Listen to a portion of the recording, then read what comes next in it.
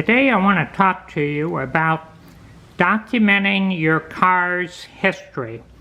When you buy a used car, you want the full documentation, and then you know everything that's been done, when it was done, how long ago, etc.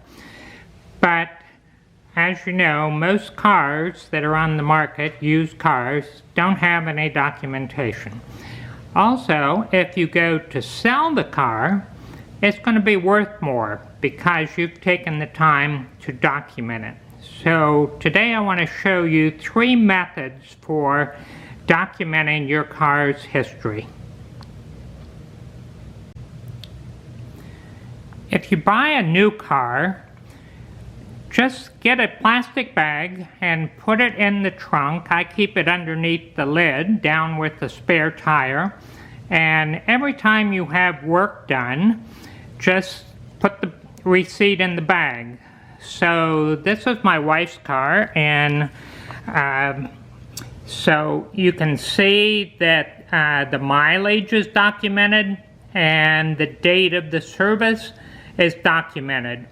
And there's a complete description of everything that was done. So clearly this is the most expensive method, but it's the best method to have complete documentation of everything that was done on your car. Once again, this is for a new car. Most of the people watching this video are probably do-it-yourselfers with an older car. So let's talk about that.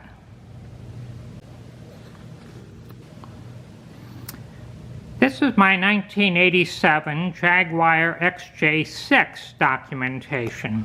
And as you can see, there's a big stack of receipts. So that's a good thing. So we have things like this, which are for parts at a local auto parts store. It does not have the mileage for when they were done, but it does have the date. Here is a receipt for some used parts, and it's got a handwritten date and does not have the mileage. And then it's kind of sort of difficult to make out exactly what was done. So whenever you have a receipt like this, what you want to do, make absolutely sure that the date is the correct date. We've all written down a date incorrectly, so make sure the date's right, and then just write the mileage on the receipt. And make sure the description is clear so you know exactly what was done. Here's a computer printed receipt, and you can see that it has the date on it, but as you see right there, they didn't write down the miles. So this is kind of half good. It's got the date, it's got a nice description of what was done, but it does not have the mileage. Every receipt, you want to make sure that it has the correct date and it has the mileage. So I've been able to take this big stack of receipts and put it into a spreadsheet, and with the date and the mileage, and so and what kind of work was done. So you can see this car is well documented.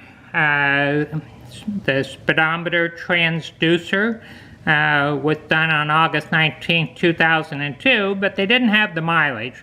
But you can see I've got enough mileage written down with the date so that I can create a complete history of what was done, the date and the mileage, and then I can say without a shadow of a doubt that the mileage on the odometer is the correct correct mileage.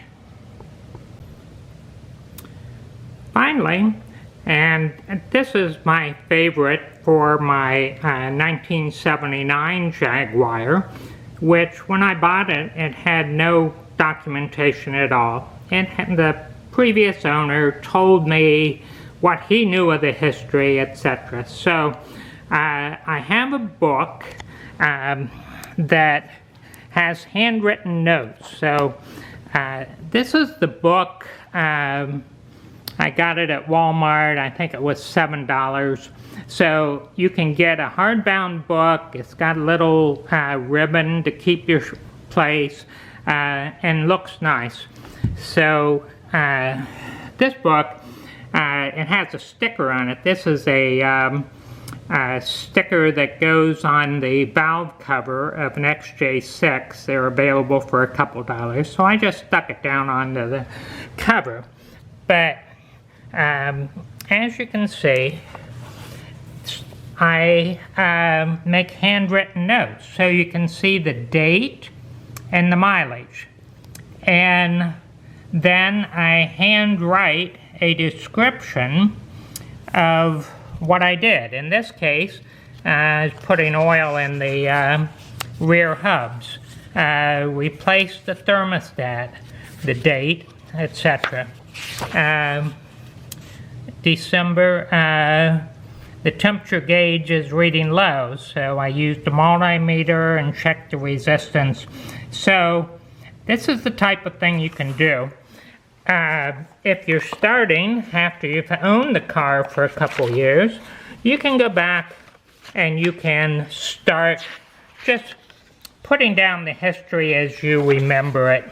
The first page I have where I bought it and that sort of thing. So just go back and these aren't all in the exact order.